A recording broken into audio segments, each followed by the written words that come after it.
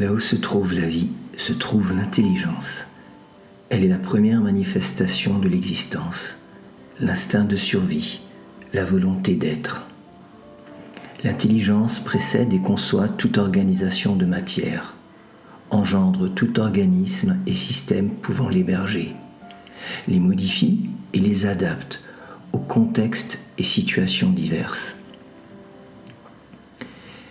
La formation d'un organisme ou d'un système est un acte réfléchi, une création.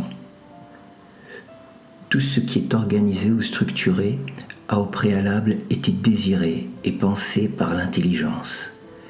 C'est l'intelligence qui conçoit l'organisation de matière et non l'inverse.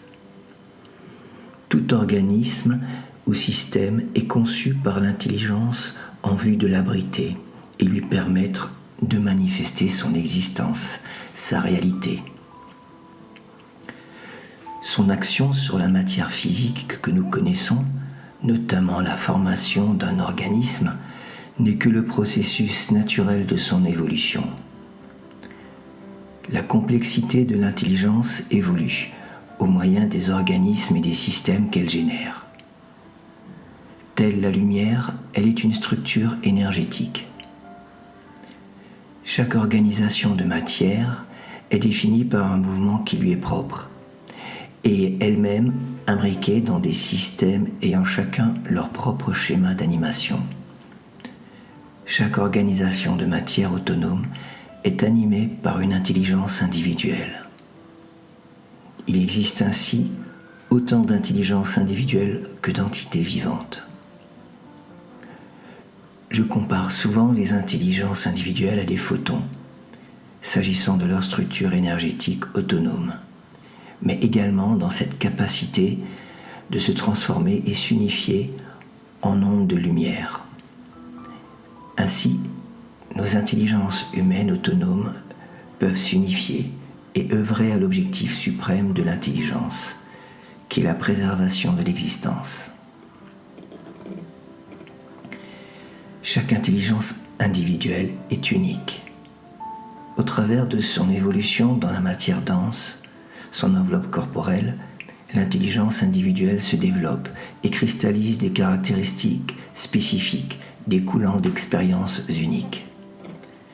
Chaque intelligence individuelle est le produit de sa propre volonté, un concept unique développé selon ses choix, ses désirs et ses actes. L'intelligence individuelle choisit d'exister en organisant la matière à sa guise. L'intelligence d'un être humain a travaillé à la formation du fœtus qu'il a hébergé et elle continue à se développer au sein des systèmes qui régissent son existence, notamment son corps physique et son environnement. Ainsi, aucune organisation de matière n'est une conséquence hasardeuse, mais le choix délibéré de l'intelligence. L'intelligence individuelle est matière, tout comme l'organisme qui l'héberge. À l'instar du photon, l'intelligence individuelle est une formation de particules énergétiques réelles autonomes. La compréhension parfaite de sa structure relève du domaine quantique et est actuellement hors de portée de nos calculs. Mais elle est en nous et nous pouvons ainsi ressentir tout naturellement sa réalité matérielle. Nous la définissons généralement comme étant l'esprit ou l'âme. Nous pressentons qu'elle est en mesure d'étendre son champ d'action au-delà des limites physiques de notre dimension actuelle ou de notre propre corps. Disposant de caractéristiques similaires à celles du photon, l'intelligence individuelle n'est pas soumise à la notion de temps, telle que nous la mesurons. Cela tend à supposer que l'intelligence individuelle est en mesure d'être dissociée de l'organisme qui l'héberge, ce qui est parfaitement concevable du fait de sa composition structurée et autonome. Tout comme un logiciel informatique peut être extrait de l'ordinateur qui l'héberge et des connexions lui permettant de fonctionner, l'intelligence individuelle en sa qualité d'entité quantique autonome peut être séparée de toute enveloppe corporelle et de toute organisation de matière dense. Ainsi, même si les organisations de matière dense leur permettent de se manifester, les intelligences individuelles ne sont pas soumises à la temporalité des systèmes qui les hébergent, que ce soit leur enveloppe corporelle ou leur environnement. La question qui se pose bien entendu à notre échelle concerne le sort de notre intelligence au moment de notre mort. Seule l'expérience nous permettra d'être fixés sur la nature de ce qui existe au-delà de notre dimension. Mais tant que l'univers sera fourni en matière et énergie, la vie sera envisageable. Et si les caractéristiques physiques dont nous avons parlé des intelligences individuelles s'avèrent effectives, celles-ci pourront poursuivre leur évolution. Albert Einstein a dit « Je crois en une vie après la mort », tout simplement parce que l'énergie ne peut pas mourir. Elle circule, se transforme et ne s'arrête jamais. L'intelligence est une énergie électromagnétique structurée, jouissant d'une autonomie et d'un pouvoir d'action qui s'étendra au-delà des organisations de matière temporelle de notre environnement. Toutefois, si l'intelligence individuelle d'un être humain s'avère être une organisation énergétique vouée à perdurer, elle reste, de par son autonomie, le principal maître d'œuvre de sa propre conception et peut, de ce fait, croître ou décroître en termes de puissance d'action. Ainsi, son potentiel énergétique, ou autrement dit son éclat ou son pouvoir d'action, est subordonné à ses propres choix. L'immuabilité d'une intelligence individuelle n'est par conséquent jamais acquise. Chaque journée, chaque nouveau défi remet en question nos acquis et sollicite notre volonté.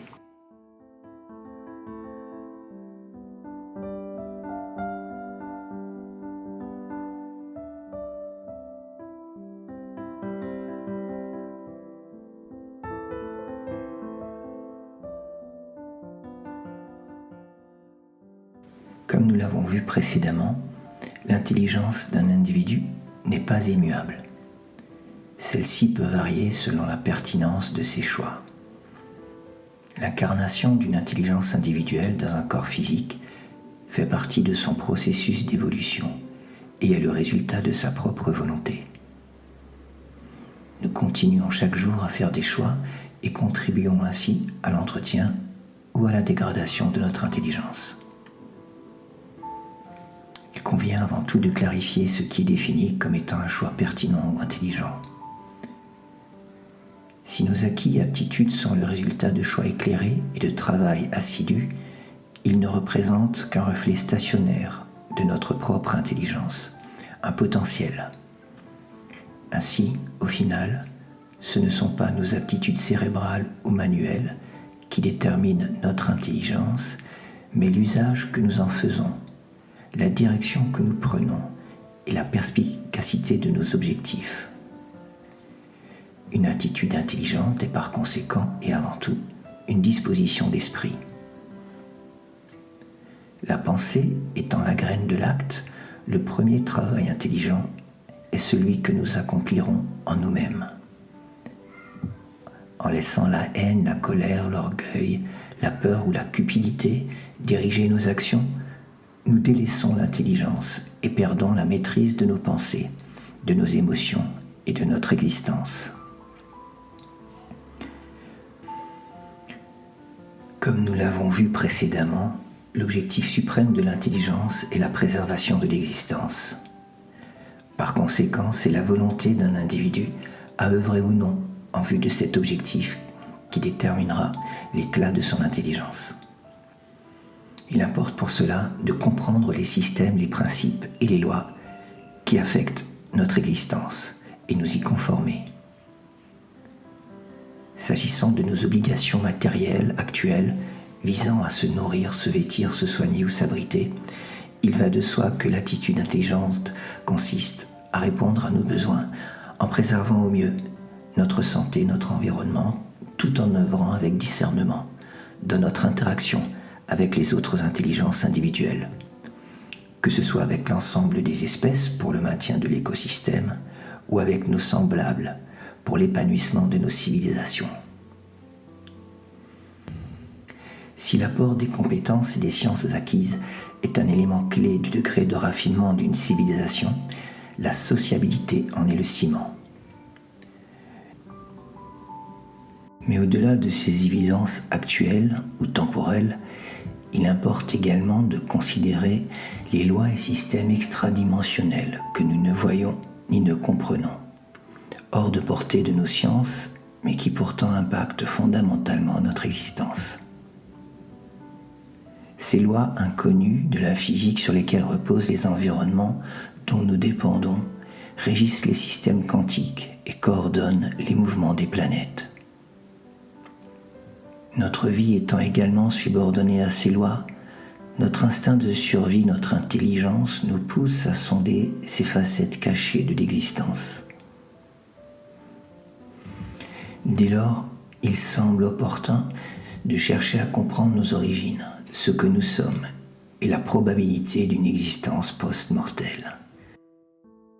Comme cela a été développé précédemment, l'immortalité d'une intelligence individuelle peut parfaitement se concevoir du fait de sa structure énergétique autonome. Que cela touche le domaine de la matière ou celui des intelligences, le champ de l'inconnu est vaste et nos interrogations sont sans limite. En contournant ces questions, nous limitons notre liberté d'action et aurons davantage tendance à subir l'existence plutôt qu'à la maîtriser, que ce soit dans notre dimension actuelle ou dans celle à venir. Les constats actuels de la mécanique quantique ou de l'astronomie qui se dévoilent à nos yeux, sans pour autant s'intégrer dans le cadre de nos connaissances, démontrent l'étendue de notre ignorance. Nos seules certitudes sont celles de notre dimension actuelle, découlant d'expériences concrètes. Cependant, les lois interdimensionnelles ont des constantes que nous pouvons percevoir. En effet, toutes les lois fondamentales de l'existence découlent des exigences de la matière. La composition de nos propres cellules répond à ces exigences et repose sur les mêmes fondements que toutes les matières organisées. Ainsi, étant nous-mêmes physiquement liés à tout ce qui existe, nous sommes en mesure de ressentir l'écho des vérités universelles. En sondant ce qui nous entoure et nous compose, il est ainsi possible de se faire une idée de ce qui est pour l'instant hors de portée. Tout est matière, mais nous ne pouvons rationaliser ce que nous n'avons pas encore expérimenté. De ce fait, les lois inconnues échappant à nos sciences actuelles doivent être appréciées par intuition. L'intuition précède toute science, toute découverte. Elle est attentive au ressenti, engendre la créativité et motive l'expérience. Elle n'est pas opposée au rationnel, mais lui est complémentaire. L'intelligence laisse le fluide de l'inspiration la guider vers l'inconnu. Elle éclaire et reconnaît toute chose. Elle est lumière.